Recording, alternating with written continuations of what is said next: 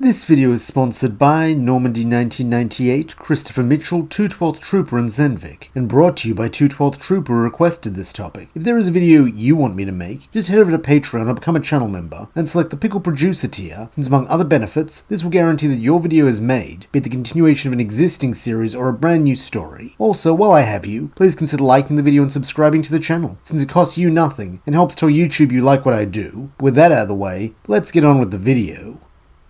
Sarah Lyons, a popular character both in and out of the Fallout universe, drew in no small part to her portrayal as a fierce warrior with an eye for observation, compassion for her comrades, and a charisma to lead the always cool Lions Pride unit. For those who played Fallout 3, it seemed obvious that she would have a bright future in the franchise, though when Fallout 4 rolled around, former quiet squire turned massive douchebag Arthur Maxson had risen to take Owen Lyons' place as leader of the Brotherhood, while Sarah's apparent demise had been relegated to an offhand mention in a terminal entry. Speaking from personal experience, this was a deeply dissatisfying way for one of Fallout 3's best characters to be treated, especially since it meant a regression from the Brotherhood of Steel's most noble iteration to one of its cruelest and most close-minded. As a result, I began to ask myself what might have been if Sarah wasn't killed off screen, but instead got to live up to her full potential as a character, with this being what I want to discuss with you today in What If Sarah Lyons Was in Fallout 4? In order for Sarah to be present in Fallout 4, a couple of things would need to happen, with the primary one being for her to survive, though as the cause of her death is never specified, this can just be taken as writ. Secondly, she would need to assume command of her chapter of the Brotherhood just as Arthur did in canon, which thankfully we have canonical backing for, as it's established that not long after the end of the war with the Enclave, Owen Lyons died and passed leadership on to now elder Sarah Lyons. Finally, her group would need to secure the capital wasteland to a point where they felt comfortable moving their main force, even if they did leave behind a contingent to guard the Purifier. While still a considerable undertaking, this would be doable considering the Enclave is gone, meaning no new super mutants, who were this chapter of the Brotherhood's primary target, though it is likely Sarah and her people would stay long enough to also wipe out the Brotherhood outcasts, as while Owen might not have wanted to kill them, Sarah's dialogue in 3 suggests that she is at least open to the idea if not outright in favor of it, and considering her preferred tactic is decisive and immediate strikes against enemies, it would not take her long to decide the outcasts are an unacceptable threat. This would of course mean no reconciliation, though they are not the only ones for whom this would be true, as due to sticking to her father's doctrine of protecting civilians against threats like super mutants above hoarding technology, her faction would remain disconnected from Lost Hills and the West Coast BOS in general. This would make any expansion further west unwise, as it could potentially lead to conflict with the larger Brotherhood as a whole, something Sarah would not want, as no outcome of such a conflict would benefit the citizens of the Wasteland, meaning the most probable and logical course of action would be to travel northeast to the Commonwealth, as rumour has it they have their own super mutant problem up there. Unfortunately, this isolation would mean they have no Pridwin and would need to travel on foot through unfamiliar territory, making this a slow process that could take weeks or even months depending on any supplies and resources they bring with them, such as the remains of Liberty Prime and their sole vertibird Pride 1. However, even with these factors slowing them down, they would still arrive long before Recon Squad Gladius established its first posting in canon. Speaking of postings, their first step in securing a foothold in the Commonwealth would be to set up some outposts, with the Cambridge police station being a probable one, though with more than just 7 soldiers to man it, there would be far fewer casualties in holding the base. Before long, the Brotherhood would acquire several more similar safe havens outside the city of Boston itself, with it being likely that during this time they would cross paths with the Minutemen. Due to arriving earlier in the timeline, this may be before the death of General Becker, meaning an alliance could be forged between the United Minutemen and the Brotherhood, rather than needing to deal with the factionalism, with it being all but assured that the two organizations would come to an agreement, as at their core they have the same objective: protect the citizens of the Commonwealth. To this end, it is likely the Minutemen would be absorbed into the Brotherhood of Steel by the time of Fallout 4, while remaining an honored and specialized wing, such as how the Desert Rangers became the NCR Rangers, since theirs would be an undeniably prosperous coalition, as the Minutemen would provide the Brotherhood with the manpower they need to continue their mission, while the Brotherhood would offer advanced military training and gear to ensure they could keep saving settlements with greater success rate. Subsequently, these settlements would come under BOS protection, and while at times this would mean some of the settlers would become conscripts as the need arises for more soldiers, they would be far from the robber barons Arthur Maxson led them to be, who took everything and left nothing.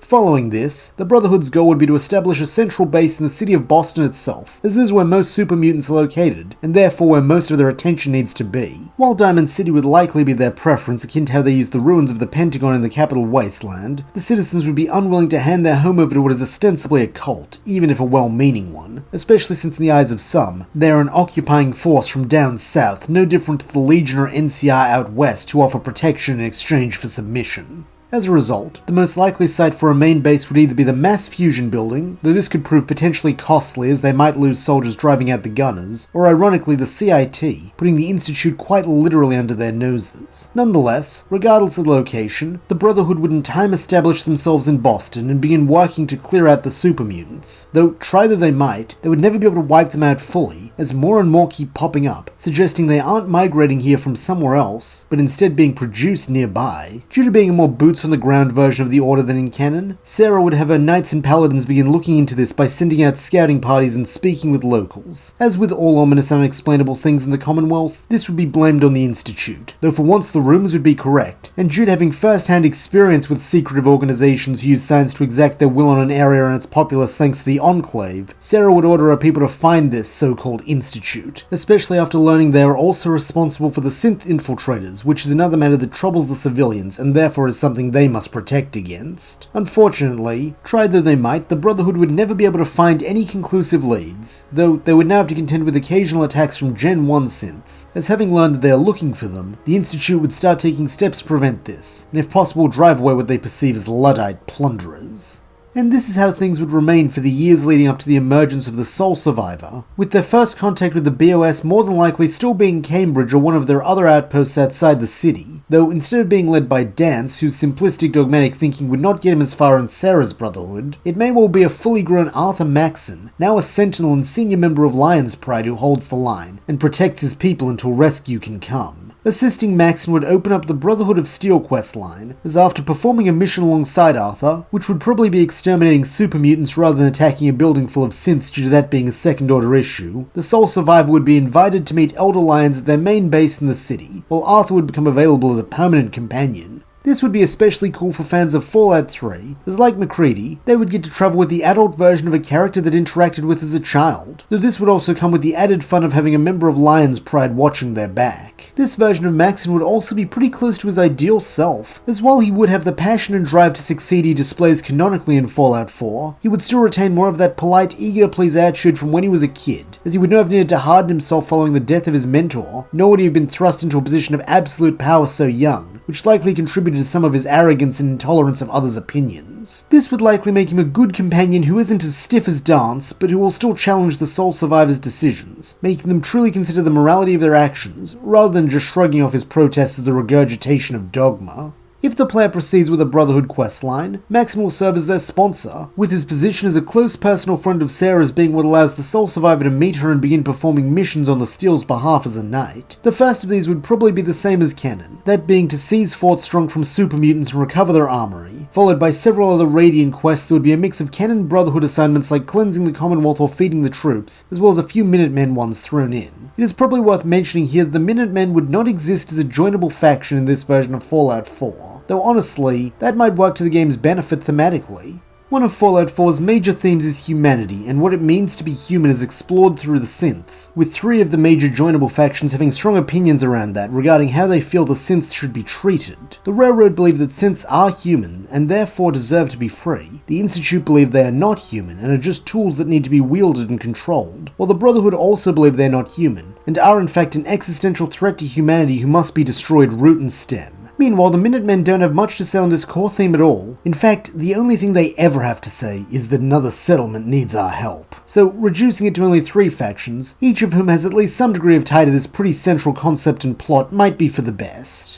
Getting back to the plot though, when it comes time to infiltrate the Institute, Sarah would be all too happy to lend the Brotherhood's assistance after so many long years, likely still giving the Sole Survivor the mission of using the network scanner holotape to spy on the Institute's systems, as well as to try and bring Madison Lee back to the Brotherhood, having worked with her before and deemed her the ideal person to help restore Liberty Prime, as the Brotherhood presumably would have still captured the airport, as while they may not have as much aerial support, it is still a wide open space with lots of mechanical parts, perfect for housing and working on a giant propaganda spouting robot. However, one big change from canon is how Sarah would handle the revelation that comes from this mission, that one of her own, Paladin Dance, a recruit she met back in the capital wasteland, is in fact a synth infiltrator, leading into the quest Blind Betrayal. Here I believe Sarah's response would be very different from Arthur's canonical one, as while she agrees that synths can be dangerous and deserve to be monitored, she would not deem them inherently evil and deserving of blanket destruction, having even heard of one back in Rivet City who was a pillar of the community and exhibited real humanity, not to mention depending on the Sole Survivor Survivor's choice of companion, she may have met and interacted with Nick Valentine, who despite his robotic exterior is one of Fallout 4's most human companions. This more moderate stance on synths would only deepen upon interrogating Dance and confirming that he had no idea he was a spy and truly believed himself a human and loyal member of the cause. Not wanting to see another comrade die needlessly as she has been shown to be a person who is moved by the loss of allies, Sarah's first response would be to try and find a way to remove any Institute programming while leaving Dance alive and as he is. This would come in the form of assigning the sole survivor to try and make contact with the Railroad, since while the Brotherhood does not condone setting liberated synths loose without at least registering their identity and location, the rumors of their ability to free synths from Institute control would be enough to at least make her want to try. As part of this quest, the player would then have to visit the Old North Church and speak with Desdemona, at which point they would need to either attempt to do a series of speech checks to convince them to remove Dance's Institute programming, or else agree to do a favor for them in exchange, which would be another short quest. Due to this version of the BOS having not persecuted synths any more than regular Wastelanders, Desdemona would at least be willing to hear the sole survivor out, and even help if they do the favor or pass the checks. Though should the player attempt and fail the speech checks, there are several ways this exchange could go, with her either agreeing to help reprogram Dance but only on the condition that he be given a new identity and set free from the Brotherhood, as their indoctrination is no better than Institute control, or outright refusing to help, since even the lesser of two evils is still evil. Should this last outcome occur, or should the player refuse the offer to give Dance a new identity, Sarah would have no choice but to confine him to base, and while he still would be allowed to keep his rank and status as a brother, he would be kept far away from any sensitive information, with this serving as a form of house arrest, at least until the Institute are destroyed and the BOS can be sure he isn't a threat to them. However, regardless of the outcome of this quest, this would not be the only Brotherhood Railroad interaction, as being smart enough to recognize they have a common enemy in the Institute, and that fighting amongst themselves only benefits that enemy, Sarah would once again dispatch the sole survivor to speak with the Synth Liberators, with this being this universe's version of the quest Tactical Thinking, in which the sole survivor is sent to exterminate the Railroad. However, here the mission would be to broker a peace, even a temporary one, similar to what her father did with the Lone Wanderer and Project Purity, so that once Liberty Prime is complete, they can attack the Institute together and bring them down. Like this universe's blind betrayal, this would come down to a series of speech checks in which the player would try to negotiate terms, with the difficulty of the checks depending on how much they are willing to compromise and accept the Railroad's requests, such as being allowed to rescue the synths inside the Institute before blowing it sky high. If they were convinced to help Dance, these checks will be slightly easier, though ultimately one of four outcomes will occur. The sole survivor brokers a temporary truce until their mutual enemy is defeated, the sole survivor brokers a permanent alliance that will persist after the Institute is destroyed, the sole survivor fails to negotiate any form of peace deal, but due to acting in good faith is allowed to leave the Railroad HQ with no change to their and the Brotherhood's relationship, or the sole survivor decides to exterminate the Railroad, leading to a firefight very similar to the canon version of the quest. Following this, the sole survivor will report back to Sarah on the outcome of the negotiations, with her either expressing pleasure at the deal, or dissatisfaction that the BOS was unable to get any useful ally for the fight ahead, though either way, she will tell them to get their affairs in order, and then return to her when they are ready to attack the Institute. From here, the nuclear option quest will either play out like canon, or be slightly easier due to having Railroad allies as well as Brotherhood allies, though, in the end, the outcome will be the same, a colossal boom, and a new dawn for the Commonwealth.